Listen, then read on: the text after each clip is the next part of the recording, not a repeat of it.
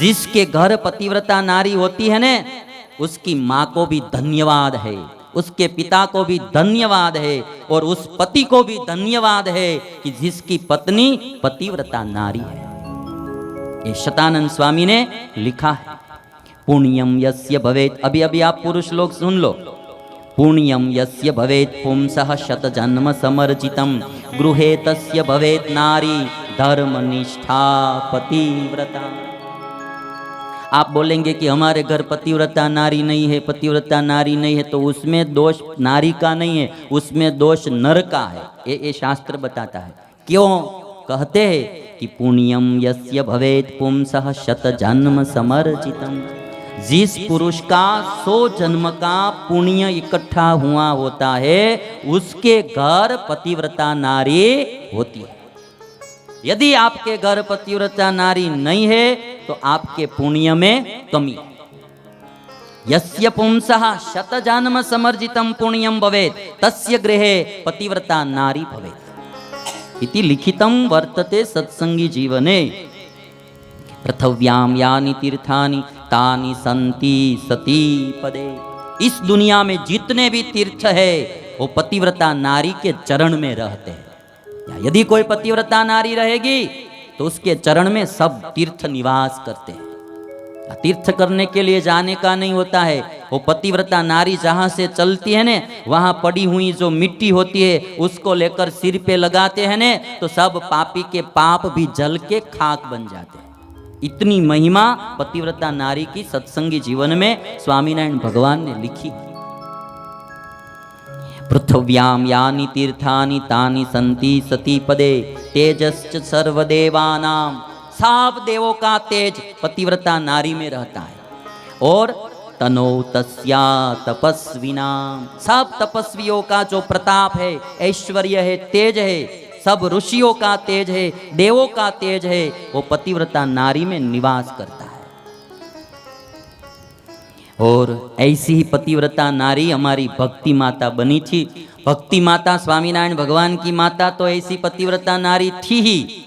स्वामीनारायण भगवान के बड़े भाई थे राम प्रताप भाई, उसकी पत्नी थी सुहासिनी बाई, वो भी ऐसी पतिव्रता नारी थी। जब सरयू नदी में अयोध्या में पूर आया, बाढ़ आ गई और सारी अयोध्या को जब डुबोने लगा, तब राजा ने एक आदेश दिया कि कोई पतिव्रता नारी चुंदरी लेकर यदि नदी में डालेगी तो ये पानी शांत हो जाएगा। और तब ऐलान किया था कि कोई ऐसी पतिव्रता नारी है सरयू में चुंदरी डाले, श्रीफल और चुनरी। और तब कोई तैयार नहीं हुए। तब स्वामीनारायण भगवान की जो भाभी थी सुहासिनी बाई, उन्होंने कहा कि मैं डालने के लिए जाऊंगा। सबको भय होता था कि हम हमारे हाथ से चुनरी श्रीफल डालेंगे और पानी नहीं उतरेगा तो हमारी इज्जत जाएगी। और तब सुहासिनी बाई गई और सरयू नदी में चुनरी और श्रीफल डाला और सरयू नदी का नीर धीरे धीरे शांत हो गया। ये पतिव्रता नारी का प्रभाव है। भगवान स्वामीनारायण की माता भक्ति देवी भी ऐसी पतिव्रता नारी थी और उसकी भाभी जो सुहासिनी बाई वो भी ऐसी पतिव्रता नारी थी।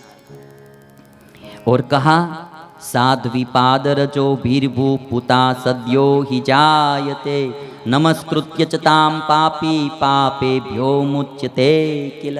पतिव्रता नारी के चरण स्पर्श से पृथ्वी भी पवित्र हो जाती है।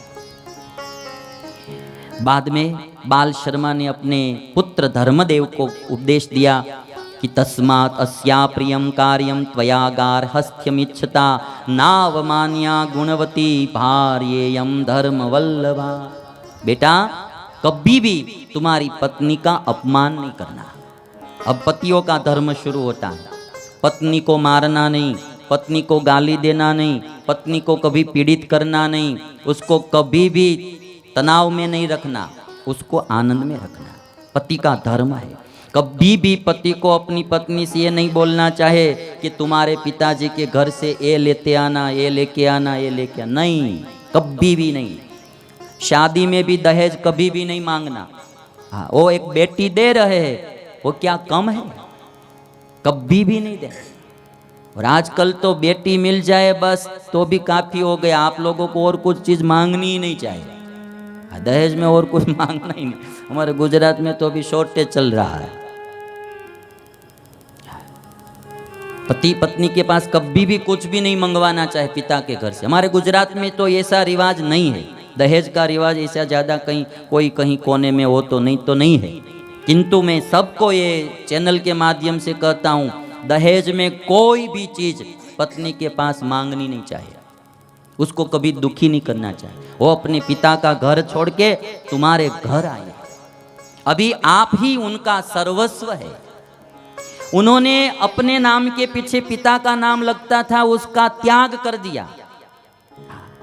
शोभना बहन होता है तो शोभना बहन यदि छगन भाई की लड़की है तो ऐसा लिखा जाता होता है शोभना बहन छगन भाई, पिता का नाम लिखा जाता। वो छोड़कर अब जब आपके घर आई तो पीछे आपका नाम लिखती है, पति का नाम लिखती है।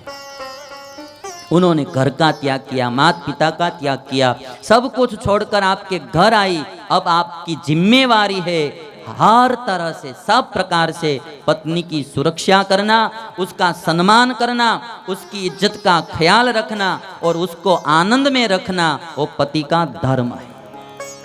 पत्नी को कभी भी दुख नहीं होना चाहिए।